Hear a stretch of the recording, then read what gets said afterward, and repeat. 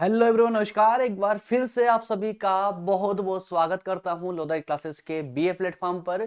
BA second year में आधुनिक भारत के इतिहास वाली सीरीज चल रही थी, जिसमें हम अब बिल्कुल इसके अंतिम पड़ाव तक पहुंच चुके हैं। यूनिट 5 को स्टार्ट कर चुके हैं और उसमें भी लगभग अब 2 या 3 टॉपिक मात्र बचे हुए हैं, जल्दी कवर कर लेंगे। तो दोस्तों, इसी सीरीज में आज जो है लेक्चर नंबर 41 में हम डिस्कस करने जा रहे हैं एक महत्वपूर्ण टॉपिक, जिसका नाम है सविनय अवज्ञा आंदोलन। चूंकि दोस्तों ये आंदोलन बेसिकली तो आप सभी भली भांति परिचित है आंदोलन महत्वपूर्ण राष्ट्रीय आंदोलनों से, जिसमें प्रथम रूप से असहयोग आंदोलन, उसके बाद सविनय अवज्ञा आंदोलन और अंतिम रूप से भारत छोड़ो आंदोलन, 3 आंदोलनों की बड़ी ही पृष्ठभूमि रही है भारतीय राष्ट्रीय आंदोलनों में। तो उन आंदोलनों में से एक सविनय अवज्ञा आंदोलन, जिस पर हम आज पूरे व्यवहारिक रूप से और आसान से आसान शब्दों का प्रयोग करते हुए समझने का प्रयास करेंगे, जिससे हमारे 2 फायदे होने वाले हैं। एक तो कि इस आंदोलन के बारे में एक सामान्य से तथ्य हमारे जानकारी में या हमारे नॉलेज में और ऐड हो जाएंगे। इसके अलावा एग्जाम के लिए एक बेहतरीन कंटेंट आप लोगों को आज के सेशन के साथ ही प्राप्त हो जाएगा। तो आइए बढ़ते हैं अपने सेशन की ओर और बात करते हैं अपने आज के नए टॉपिक की, सविनय अवज्ञा आंदोलन की पूरी कहानी को समझेंगे आसान से आसान शब्दों का प्रयोग करते हुए। दोस्तों, आगे बढ़े उससे पहले जो भी नए छात्र हैं जो पहली बार लोधाजी क्लासेस के इस यूट्यूब प्लेटफॉर्म पर आए हैं, उनको बता दूं कि बीए फर्स्ट, सेकंड और थर्ड ईयर तीनों ही ईयर के ऐसे ऐसे सब्जेक्ट जो कहीं और आपको आसानी से देखने को नहीं मिलेंगे, फ्री ऑफ कॉस्ट देखने को नहीं मिलेंगे, उन सभी सब्जेक्टों को मैं इसी यूट्यूब चैनल पर ही फ्री ऑफ कॉस्ट आप लोगों को पढ़ा चुका हूं, पूरे डिटेल में विस्तार से, और पूरे चैप्टर वाइज चैप्टर मैंने आप लोगों को पढ़ाया है। तो जाइएगा इसी चैनल की प्लेलिस्ट में, जहां पर आपको ये सारे सब्जेक्ट पढ़ने को मिल जाएंगे। फिर मैटर नहीं करता है कि आप बीए फर्स्ट ईयर के स्टूडेंट हैं, सेकंड के हैं या थर्ड ईयर के हैं। इस सब के अलावा यदि आप किसी भी प्रतियोगी परीक्षा की तैयारी कर रहे हैं, तो उन लोगों के लिए भी मैंने एक पृष्ठभूमि तैयार की है, एक नया YouTube चैनल तैयार किया है जिसका नाम है प्रज्ञान हिंदी। जाइएगा YouTube पर प्रज्ञान हिंदी टाइप कीजिए, वहां पर क्लासेस स्टार्ट हो चुकी है। यदि अभी तक आप लोगों ने प्रज्ञान हिंदी को सब्सक्राइब नहीं किया है, उसको विजिट नहीं किया है, तो एक बार जाइएगा जरूर। वहां पर क्लासेस स्टार्ट हो चुकी है, जहां पर हम 5000 प्रश्नों की श्रृंखला लेकर के आए हैं, जिसमें ऑलमोस्ट 3000 से ज्यादा प्रश्न हम डिस्कस कर चुके हैं। ओके फ्रेंड्स, उम्मीद करता हूं ये सारे जो एड मैंने आपको दिया है अभी तक का, ये सारी कहानी आप लोगों को समझ आई होगी। अब बढ़ते हैं हम हमारे टॉपिक की ओर, बात करेंगे हमारे सिलेबस की। ये हमारा सिलेबस है जिसके अकॉर्डिंग आपकी क्लासेस चल रही थी अभी तक, क्लियर है, जिसमें first unit, second unit, third unit, fourth unit पूरी तरह कंप्लीट कर चुके हैं। एक एक टॉपिक को पूरी तरह और पूरे विस्तार से कंप्लीट किया है हम लोगों ने, ठीक है। इसके अलावा यूनिट 5 पर हम मूव कर चुके हैं, जिसमें अभी तक हम इसके 2 टॉपिकों को डिस्कस कर चुके हैं। टॉपिक नंबर 29 असहयोग आंदोलन, नॉन कोऑपरेशन मूवमेंट, और इसके अलावा स्वराज दल, साइमन कमीशन और लाहौर कांग्रेस पर हमने कल डिस्कस किया था। आज हम बात कर रहे हैं टॉपिक नंबर 31 पर, जिसमें हम बात करेंगे सविनय अवज्ञा आंदोलन की। और चूंकि गोलमेज सम्मेलन भी इसी टॉपिक का एक हिस्सा है, लेकिन टॉपिक या कहे कि लेक्चर जरूरत से ज्यादा लंबा ना हो जाए, इसलिए मैंने इसके 2 पार्ट बना दिए हैं। आज हम बात करेंगे सविनय अवज्ञा आंदोलन की और कल वाले सेशन में हम बात करेंगे गोलमेज सम्मेलन की। क्लियर है? आइए बढ़ते हैं अपने डायरेक्टली सेशन की ओर, बात करते हैं टेबल ऑफ कंटेंट की। इसका मतलब क्या हुआ कि आज के इस पूरे लेक्चर में हम क्या क्या पढ़ने वाले हैं, क्या क्या देखने वाले हैं। तो सामान्य तथ्यों में कहूं तो ये 8 पॉइंट हैं, जिनके आधार पर हम आज का सेशन पूरी तरह कवर करेंगे। और इन 8 बिंदुओं पर डिस्कस करने के साथ ही मैं गारंटी लेता हूं कि आज के इस टॉपिक से संबंध में किसी प्रकार का कोई भी डाउट आप लोगों को नहीं रहेगा। चलिए, सविनय अवज्ञा आंदोलन में सबसे पहले हम क्या देखेंगे, तो सबसे पहले हम बात करने वाले हैं इसकी व्याख्या की। व्याख्या के अंदर हम इस आंदोलन की कुछ पृष्ठभूमि के बारे में चर्चा करेंगे, इससे सामान्य तथ्यों के बारे में चर्चा करेंगे। उसके बाद हम बात करने वाले हैं इसकी पृष्ठभूमि की, जो एक्चुअल पृष्ठभूमि इसकी तैयार हुई है सविनय अवज्ञा आंदोलन की, इसकी चर्चा करेंगे। इसके बाद हम बात करने वाले हैं इसके अगले पड़ाव की, इस आंदोलन के अगले पड़ाव की, जिसमें हम बात करने वाले हैं दांडी यात्रा की शुरुआत की। क्लियर है। पॉइंट नंबर 4 में हम बात करेंगे आंदोलन के विस्तार की, और उसी प्रकार से पॉइंट नंबर 5 में ब्रिटिश सरकार की क्या प्रतिक्रिया रही है। इसके अलावा पॉइंट नंबर 6 में आपको देखने को मिलेगा गांधी इरविन समझौता, और अंततः हम देखेंगे आंदोलन का प्रभाव क्या रहा, और अंतिम रूप से पॉइंट नंबर 8 में हम बात करेंगे निष्कर्ष की, जो आप हर एक दीर्घ प्रकृति के प्रश्न के आंसर में निष्कर्ष देते हैं। क्लियर है। तो इन 8 बिंदुओं के माध्यम से हम आज का ये आंदोलन पूरी तरह से समझ लेंगे और पूरे व्यवहारिक रूप से समझने का प्रयास करेंगे। आइए बढ़ते हैं, एक एक करके इन सभी को समझते हैं। दोस्तों बस आप लोगों से उम्मीद करता हूं कि सेशन के एंड तक आप लोग बने रहिए, इसी प्रकार से बने रहिए। कुछ भी नोट डाउन करने की आवश्यकता नहीं है। आप लोगों को पेन और पेपर लेकर के यदि आप बैठे हो तो उस पेन पेपर को फिलहाल साइड में रख दीजिए, सिर्फ सेशन को ध्यान पूर्वक सुनिए पूरा। क्यों ऐसा बोल रहा हूं मैं? क्योंकि नोट्स बनाने से मैं मना नहीं कर रहा हूं आपको। आपके पास में 2 ऑप्शन होते हैं, यदि आप चाहें तो नोट्स बना भी सकते हैं, और यदि आप चाहें तो इस पीडीएफ को भी संभाल कर रख सकते हैं, क्योंकि इसका परिणाम भी मैंने देखा है। एग्जाम के जस्ट 1 या 2 दिन पहले जो भी इस पीडीएफ से रिवीजन लगाता है 90+% बीए के अंदर अचीव उस स्टूडेंट ने किया है। ठीक है, क्योंकि आजकल से नहीं, पिछले 5 सालों से मैं आप लोगों के बीच में इसी प्लेटफॉर्म पर बना हुआ हूं और रिजल्ट मैंने देखा हुआ है। क्लियर है। तो जब पहले आप ध्यान से पूरे सेशन को, पूरे टॉपिक को अच्छे से समझ लीजिए, सुन लीजिए, समझ लीजिए। उसके बाद में पीडीएफ को डिस्क्रिप्शन में जाइएगा, वहां पर लिंक दी गई है इसके पीडीएफ की, वहां से डाउनलोड कीजिए। डाउनलोड करने के बाद में आप आराम से इत्मीनान रख के और नोट्स बनाइए, शांति से बैठकर नोट्स बनाइए, जो आपको लिखना वो नोट्स बनाइए, कोई इशू नहीं है। क्लियर है। तो चलिए शुरू करते हैं सेशन को। सबसे पहले हम बात करेंगे व्याख्या की। तो दोस्तों जैसा कि आप सभी लोग जानते हैं कि व्याख्या में हमें एक सामान्य तथ्यों की ही चर्चा करनी होती है। व्याख्या के अंतर्गत हम इस टॉपिक की इर्द गिर्द ही घूमेंगे, लेकिन इसकी जो मेन कंटेंट होगा उस पर हम विशेष फोकस करेंगे। चलिए शुरू करते हैं अपना सेशन आज का।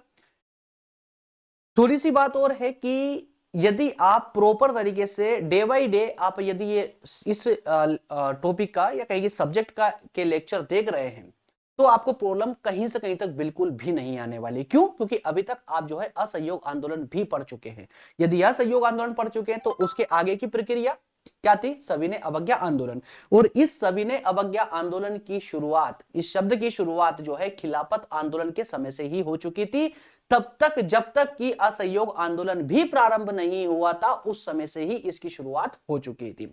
हालांकि सविनय अवज्ञा आंदोलन भी एक प्रकार का असहयोग आंदोलन ही था, बस इसका थोड़ा सा अर्थ के मामले में थोड़ा सा अर्थ इसका बदल जाता है। सविनय अवज्ञा का मतलब होता है सादर प्रकार से, या कहे कि सविनय प्रकार से अवज्ञा करना, मतलब कि किसी कार्य को करने से मना करना। क्लियर है। तो सविनय अवज्ञा आंदोलन जो है भारतीय स्वतंत्रता संग्राम में एक महत्वपूर्ण भूमिका निभाता है, या एक महत्वपूर्ण स्थान रखता है, जो कि महात्मा गांधी के नेतृत्व में संचालित किया गया था। यह आंदोलन अर्थात कि सविनय अवज्ञा आंदोलन ब्रिटिश शासन के खिलाफ अहिंसात्मक तरीके से या अहिंसात्मक प्रतिरोध के सिद्धांत पर आधारित है। कहने का अर्थ है कि महात्मा गांधी के द्वारा सविनय अवज्ञा आंदोलन जो संचालित किया गया था, वह अहिंसा के सिद्धांत पर पूर्णतः आधारित था। अहिंसा के सिद्धांत पर पूर्णतः ब्रिटिश शासन के खिलाफ आधारित था। अगर हम इसके उद्देश्यों की बात करें तो इसका उद्देश्य था उन करों को समाप्त करना या उन कानूनों को समाप्त करना जो अंग्रेजों के द्वारा अनुचित तरीके से और अत्याचार पूर्ण तरीके से लागू किए गए थे, जिससे भारतीय जनता बहुत ज्यादा त्राही हो चुकी थी, बहुत ज्यादा परेशान हो चुकी थी। इस आंदोलन ने भारतीय जनता को, इसका एक अचीवमेंट भी देखिए कि इस आंदोलन ने क्या किया, भारतीय जनता को एकजुट करने में महत्वपूर्ण भूमिका निभाई और स्वतंत्रता के संघर्ष में व्यापक जन समर्थन जुटाने में महत्वपूर्ण भूमिका निभाई है। क्लियर है। तो मात्र इतने कंटेंट के साथ में आपको इस आंदोलन की व्याख्या की शुरुआत करनी है, जिसमें हमने बहुत कम शब्दों में मैक्सिमम बात को समझने का प्रयास किया है। कहने का अर्थ में एक बार फिर से आसान शब्दों में और थोड़ा सा शॉर्ट में इसका रिवाइज करवा देता हूं आप लोगों को। सविनय अवज्ञा आंदोलन भारतीय स्वतंत्रता संग्राम के क्षेत्र में अपनी महत्वपूर्ण स्थान रखता है। इसको गांधी जी के द्वारा स्टार्ट किया गया था, गांधी जी के द्वारा प्रारंभ किया गया था। यह आंदोलन ब्रिटिश या अंग्रेज सरकार के खिलाफ अहिंसा पर या अहिंसा के सिद्धांत पर आधारित है। अगर हम इसके उद्देश्यों की बात करें तो अंग्रेज सरकार के द्वारा लागू किए गए ऐसे कानूनों का उल्लंघन करना जो कि अनुचित या अत्याचार पूर्ण ढंग से लागू किए गए थे। इस आंदोलन का भारतीय को या भारतीय जनता को एक विशेष लाभ यह हुआ कि इस आंदोलन ने भारतीय जनता को एकजुट कर दिया, जो कि असहयोग आंदोलन भी नहीं कर पाया था। उससे ज्यादा सविनय अवज्ञा आंदोलन भारतीय जनता को एकजुट कर चुका था और उस एकजुट जनता ने भारतीय स्वतंत्रता संग्राम में जन समर्थन जुटाने के साथ ही साथ में, या कहें कि इस आंदोलन ने भारतीय स्वतंत्रता संग्राम में जन समर्थन जुटाते हुए अधिकतम लोगों की भागीदारी को जो है इसने व्याप्त किया या भागीदारी निभाई। क्लियर है? तो अधिकतम लोगों को या कहें कि भारतीय जनता को एकजुट करके और उसी जनता ने भारतीय स्वतंत्रता संघर्ष में अपनी भागीदारी निभाई।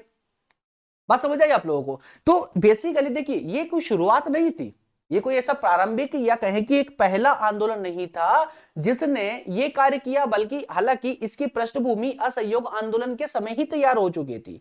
और इसके नाम की चर्चा की अगर बात करें ना, जैसे अंग्रेजों को धमकी देना, यदि आप हमारी ये मांग नहीं मानते हो तो हम एक ऐसा आंदोलन प्रारंभ करेंगे जो आपकी जड़ें हिला देगा। तो ऐसी धमकियां जो है ना, खिलाफत आंदोलन के समय से ही देना प्रारंभ कर चुके थे। और कल वाले सेशन में आपने देखा भी होगा, जब स्वराज पार्टी की स्थापना हुई थी तो स्वराज पार्टी के जितने भी नेता थे, हर नेता ने क्या कहा था, या कहें कि स्वराज पार्टी ने क्या कहा, स्वराज पार्टी ने स्पष्ट रूप से कहा था कि हम गांधी जी के समर्थन में पूर्णतः विश्वास रखते हैं और गांधी जी जब भी आगे चलकर के सविनय अवज्ञा आंदोलन प्रारंभ करेंगे तो ये पार्टी अर्थात स्वराज पार्टी गांधी जी के उस आंदोलन का पूर्ण समर्थन करेगी।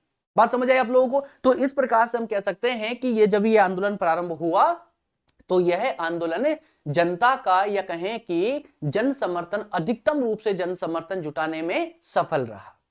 क्लियर है? चलिए आगे बात करते हैं इसके पॉइंट नंबर 2 पे, अर्थात कि इसकी पृष्ठभूमि पर। इसकी पृष्ठभूमि एक्चुअल में तैयार कैसे हुई, ये तो थी हमारी अभी तक की व्याख्या।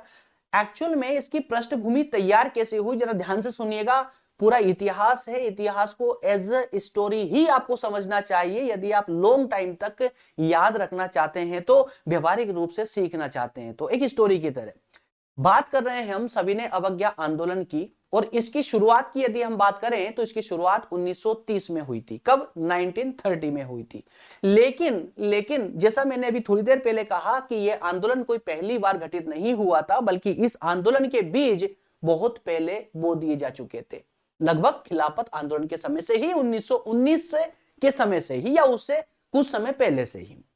तो इसके बीज पहले ही बोए जा चुके थे। जैसे कि 1919 में जो रोलेक्ट एक्ट आया था उस समय, या कहें कि जलियांवाला बाग में जो हत्याकांड हुआ था उस समय, या अंग्रेजों ने 1920 के समय में जो अन्य दमनकारी कानून लागू किए थे, उन समय से ही भारतीय जनता के मन में अंग्रेजी सरकार के खिलाफ एक असंतोष की लहर पैदा हो चुकी थी, और उसी असंतोष की लहर ने इस आंदोलन को व्यापक बनाने में महत्वपूर्ण भूमिका निभाई। दोस्तों क्लियर है?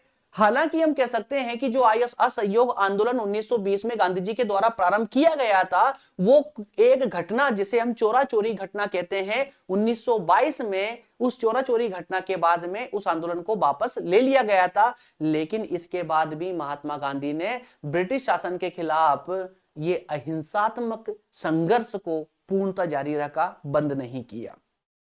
1929 में लाहौर अधिवेशन हुआ। कल वाले सेशन में आप लोगों ने पढ़ा भी था, लाहौर कांग्रेस के नाम से। लाहौर अधिवेशन होता है 1929 में। क्या हुआ तो उसकी विशेषता क्या थी? लाहौर अधिवेशन की विशेषता थी कि लाहौर अधिवेशन होने से पहले कांग्रेस की मांग क्या थी? डोमिनियन स्टेटस की, कि आप हमें डोमिनियन स्टेटस दे दीजिए, मतलब कि ब्रिटेन के अंडर रह करके हम हमारे देश का कानून संचालित करेंगे। लेकिन ये मांग ना मानने के बाद 1929 में जो लाहौर में कांग्रेस का अधिवेशन हुआ, उस अधिवेशन में एक बड़ा कदम उठा लिया कांग्रेस ने, पूर्ण स्वतंत्रता की मांग करके, पूर्ण स्वतंत्रता की मांग करके। और उसी उपलक्ष्य में 26 जनवरी 1930 को पूर्ण स्वतंत्रता दिवस भी मनाया गया था। बात समझ आई? तो इसकी पृष्ठभूमि इन्हीं तथ्यों से तैयार होती है 1919 से, जो कि बड़ी बड़ी घटनाएं 1919 में घटी थी। इसके अलावा 1920 में जो असहयोग आंदोलन प्रारंभ किया गया था, 1919 में कई घटनाएं घटी थी। इसमें खिलाफत आंदोलन भी था, रोलेट एक्ट भी था, जलियांवाला बाग हत्याकांड भी था, और उसके बाद में असहयोग आंदोलन की झलक दिखने लगी थी और तुरंत बाद में असहयोग आंदोलन भी प्रारंभ कर दिया गया था। तो ऐसी कई घटनाएं थी, मुख्य घटनाओं का नाम मात्र आपको यहां पर लिखना है। तो पृष्ठभूमि मतलब कि यह आंदोलन प्रारंभ किस पृष्ठभूमि पर हुआ है, किस आधार पर हुआ है, तो यह कंटेंट रहा आपका।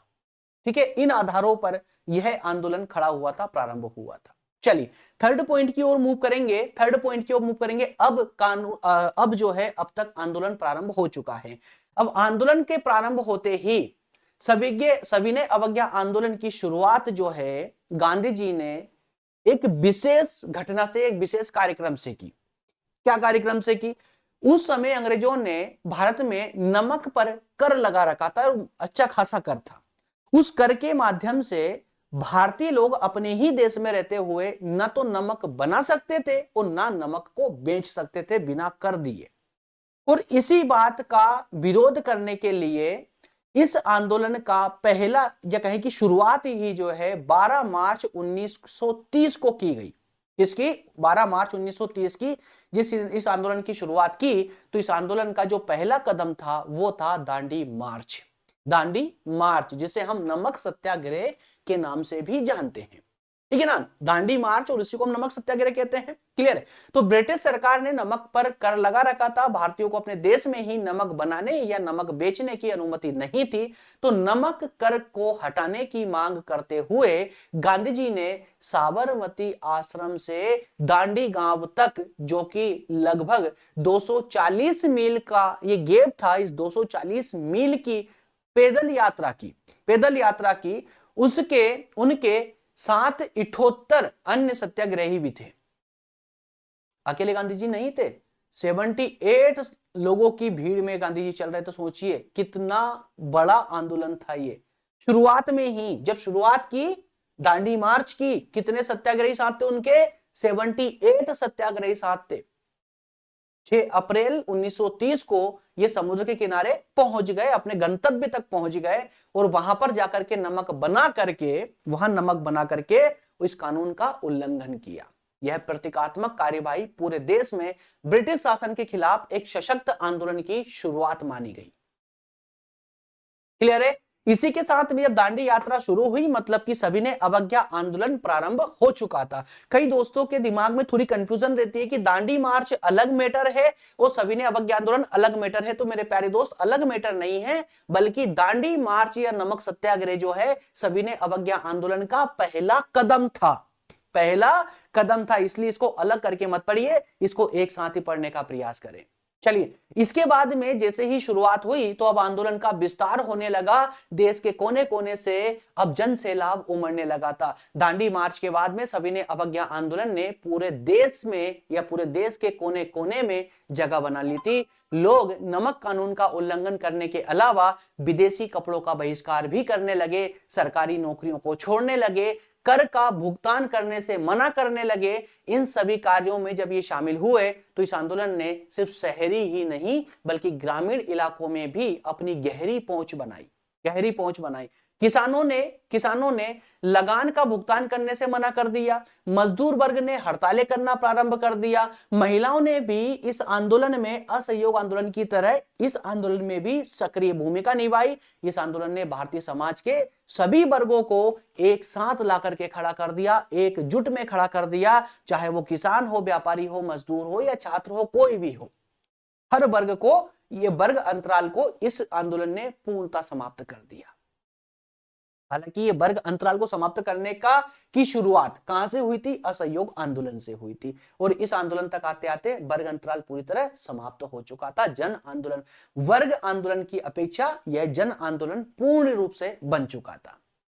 अच्छा, अब जब कि पूरे भारत में यह आंदोलन बड़े जोर शोर से चल रहा था, तो क्या सरकार चुप बैठती? नहीं, क्योंकि सरकार को भी अपनी रोटियां सेकनी थी। सरकार चुप कैसे बैठ सकती थी? सरकार ने भी प्रतिक्रिया की। सभी ने अवज्ञा आंदोलन के बढ़ते प्रभाव से सरकार घबरा गई और उन्होंने आंदोलन को दबाने के लिए कठोर से कठोर कदम उठाना प्रारंभ कर दिया। महात्मा गांधी सहित कांग्रेस के जितने भी प्रभावशाली और प्रमुख नेता थे उन सबको गिरफ्तार करके जेल भेज दिया। लेकिन सरकार को लगता था कि जो प्रमुख नेता है उनको अगर हम गिरफ्तार करके जेल भेज देंगे तो संभवतः जो आंदोलन चल रहा है वो ठंडा पड़ जाएगा, जबकि ऐसा नहीं हुआ। क्यों? क्योंकि देश का हर नागरिक जाग चुका था। उनको पता था कि जैसे ही आंदोलन प्रारंभ होगा मुख्य नेता जो है उनको गिरफ्तार सरकार कर लेगी तो आगे आंदोलन कैसे संचालित होगा। यह सबक उन्होंने असहयोग आंदोलन या खिलाफत आंदोलन के समय से ही सीख लिया था जनता ने। और अब जनता किसी भी मुख्य लीडर पर निर्भर नहीं थी, लोग खुद से अपने आप से भी अब इस आंदोलन को कंटिन्यू रखने पर फोकस कर रहे थे। गिरफ्तारी के बाद भी लोगों का जोश कम नहीं हुआ, आंदोलन बिल्कुल वैसा का वैसा ही बना रहा। अब सरकार और ज्यादा घबराने लगी कि ये हो क्या रहा है, प्रमुख नेता जो है वो तो जेल के अंदर है, जनता क्या कर रही है। ये इस आंदोलन की सबसे बड़ी विशेषता यह थी कि इसमें शामिल जो लोग थे उन्होंने किसी भी लेवल पर किसी भी प्रकार से हिंसा नहीं की। क्यों? क्योंकि हिंसा करने का मतलब उन्हें कहां से पता था? असहयोग आंदोलन के समय से मालूम था कि असहयोग आंदोलन के समय में एक हिंसा हुई थी, चोरा चोरी नामक है ना गांव में जो थाना जला दिया था। वो थाना जलाने के कारण बहुत बड़ा नुकसान हुआ था देश का कि गांधी जी ने आंदोलन को वापस ले लिया था। ठीक है, अब ऐसी गलती दोबारा ना दोहराए जनता, इसलिए जनता ने खुद कसम खा रखी थी कि कोई भी हिंसात्मक गतिविधि नहीं करेगा, चाहे कितना भी परेशान हो जाए हिंसा नहीं करेगा। तो इस आंदोलन में कहीं पर भी किसी प्रकार की कोई हिंसा नहीं हुई। क्लियर है? इसके अलावा नेक्स्ट पॉइंट की यदि हम बात करें तो गांधी इरविन समझौता। अब सरकार के हथकंडे समाप्त हो चुके थे, सरकार ने सभी प्रकार के दमन चक्र चलाकर देख लिए, किसी प्रकार से सरकार की दाल नहीं गली, सभी प्रमुख नेताओं को जेल में बंद कर दिया, फिर भी आंदोलन को कोई आंच नहीं आई, आंदोलन जैसा का तैसा चलता रहा। अब सरकार के पास में है ना सर खुजाने के अलावा कोई दूसरा उपाय नहीं बचा था। अब सरकार के पास में सिर्फ एक ही रास्ता था कि अब समझौता कर लिया जाए, टेबल पे बैठकर बातचीत कर ली जाए। तो जो उस समय के गवर्नर जनरल या वायसराय जो थे इरविन, उसने गांधी जी को एक ऑफर दिया, वो गांधी जी हम आपसे बात करना चाहते हैं। तो जैसे सरकार डरती है तो सरकार ने समझौते की राह पर आना ही उचित समझा। 1931 में गांधी जी और तत्कालीन जो वायसराय लॉर्ड इरविन थे उन्होंने उन दोनों के बीच में समझौता हुआ और इसी समझौते को हम गांधी इरविन समझौते के नाम से जानते हैं। समझौता क्या था? तो समझौते में यह था कि साहब आप इस आंदोलन को जो है ना बंद कर दीजिए, आंदोलन वापस ले लीजिए और जो गिरफ्तारियां हमने राजनीतिक लोगों की गिरफ्तारियां की है उन्हें हम वापस रिहा कर देंगे। राजनीतिक गिरफ्तारियां, याद रखिएगा, राजनीतिक गिरफ्तारियां से उनको रिहा कर देंगे। तो हुआ कुछ ऐसा ही। समझौते के तहत गांधी जी ने सविनय अवज्ञा आंदोलन को अस्थायी रूप से समाप्त करने का निर्णय लिया। अस्थायी रूप से, स्थायी नहीं, अस्थायी रूप से समाप्त करने। गांधी जी ने खुद कहा ना कि मैं कुछ समय के लिए इस आंदोलन को रोक रहा हूं, यदि सरकार हमारी पूरी बातों को नहीं मानेगी तो इस आंदोलन को हम फिर से कंटिन्यू कर देंगे। असहयोग आंदोलन की तरह पूर्णतः समाप्त नहीं किया था। ठीक है ना? तो बदले में ब्रिटिश सरकार ने सभी जो राजनीतिक कैदी थे उनको रिहा करने का वादा किया और इसके अलावा गांधी जी को द्वितीय जो गोलमेज सम्मेलन हुआ था उसमें भाग लेने के लिए आमंत्रित किया, जहां भारत की संवैधानिक स्थिति पर चर्चा होनी थी। किसमें? गोलमेज सम्मेलन में। एक गोलमेज सम्मेलन अब तक हो चुका था जिसमें गांधी जी ने भाग नहीं लिया था। दूसरे गोलमेज सम्मेलन में गांधी जी को ऑफर किया गया था कि आप भी आइए, गोलमेज सम्मेलन में भाग लीजिए, कल वाला जो सेशन होगा हमारा वो गोलमेज सम्मेलन पर ही होगा, उसमें हम उसी की चर्चा करेंगे डिटेल में। क्लियर है? इसके बाद में होता कुछ यूं है कि अब बात करने वाले हैं कि आंदोलन के प्रभाव की। इस आंदोलन का प्रभाव क्या रहा? तो दोस्तों आंदोलन के प्रभाव की चर्चा करें तो अब तक के डिस्कशन से आप लोग भली बात समझ चुके हैं कि असहयोग आंदोलन से ज्यादा प्रभाव सरकार को प्रभावित इस आंदोलन ने किया। आंदोलन ने भारतीय जनता के भीतर आत्मनिर्भरता और आत्मसम्मान की भावना अच्छी खासी व्याप्त करवा दी, भर दी।